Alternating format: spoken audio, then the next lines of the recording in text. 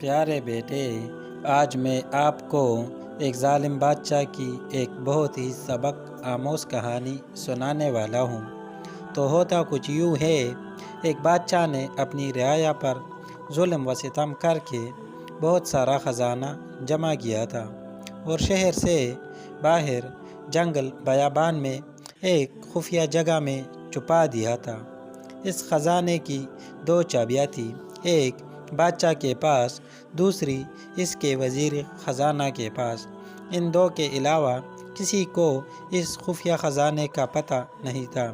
ایک دن صبح کو بادشاہ اکیلا سیر کو نکلا اور اپنے خزانے کو دیکھنے کے لیے دروازہ کھول کر اس میں داخل ہو گیا۔ خزانے کے کمروں میں سونے اور چاندی کے ڈھیر لگے ہوئے تھے۔ دنیا کے نوادرات کونے کونے میں بکھرے ہوئے تھے۔ وہ ان کو دیکھ کر بہت خوش ہوا۔ اسی دوران وزیر کا اس علاقے سے گزر ہوا۔ اس نے خزانے کا دروازہ کھلا دیکھا تو حیران رہ گیا۔ اسے خیال ہوا کہ کل رات جب وہ خزانہ دیکھنے آیا تھا، شاید اس وقت وہ دروازہ بند کرنا بھول گیا تھا۔ اس نے جلدی سے دروازہ بند کر کے باہر سے مقفل کر دیا۔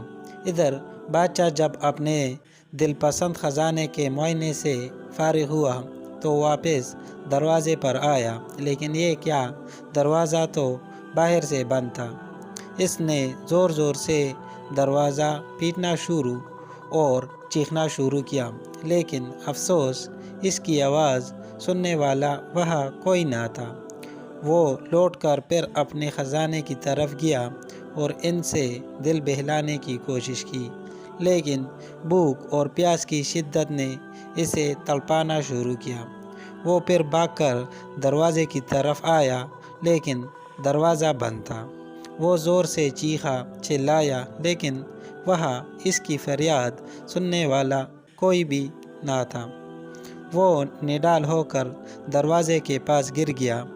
جب بھوک پیاس سے وہ بری طرح تڑپنے لگا تو رینگتا ہوا ہیروں کی تجوری تک گیا۔ اس نے اسے کھول کر بڑے بڑے ہیرے دیکھے جن کی قیمت لاکھوں میں تھی۔ اس نے بڑے خوشامدانہ انداز میں کہا، اے لکھپتی ہیرو، مجھے ایک وقت کا کھانا دے دو۔ اسے ایسا لگا جیسے وہ ہیرے زور زور سے کہے لگا رہے ہو۔ اس نے ان ہیروں کو دیوار پر دے مارا۔ پھر وہ رینگتا ہوا موتیوں کے پاس گیا اور ان سے بھیک مانگنے لگا، اے عابد موتیوں، مجھے ایک گلاس پانی دے دو۔ لیکن موتیوں نے ایک بھرپور کہا لگایا اور کہا، اے دولت کے پجاری، کاش تو نے دولت کی حقیقت سمجھ لی ہوتی۔ تیری ساری عمر کی کمائی ہوئی دولت تجھے ایک وقت کا کھانا اور پانی نہیں دے سکتی۔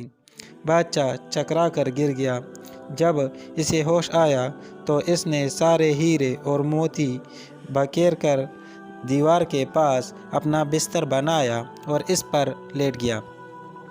وہ دنیا کو ایک پیغام دینا چاہتا تھا، لیکن اس کے پاس کاغذ اور قلم نہیں تھا۔ اس نے پتھر سے اپنی انگلی کچلی اور بہتے ہوئے خون سے دیوار پر کچھ لکھ دیا۔ حکومتی عہدیدار بادشاہ کو تلاش کرتے رہے، لیکن بادشاہ نہ ملا۔ جب کئی دن کی تلاش بے سود کے بعد وزیر خزانے کا معائنہ کرنے آیا تو دیکھا بادشاہ ہیرے جواہرات کے بستر پر مرا پڑا ہے اور سامنے کی دیوار پر خون سے لکھا ہے، یہ ساری دولت ایک گلاس پانی کے برابر بھی نہیں ہے۔ تو میرے پیارے بیٹے، اس کہانی سے آپ نے کیا سبق سیکھا؟ پیارے ابو جان، اس کہانی سے ہمیں یہ سبق ملتا ہے کہ یہ دنیا فانی ہے، اس کا سب کچھ فانی ہے۔ دنیا کی ساری دولت ایک پانی کے گلاس کے برابر بھی نہیں ہے۔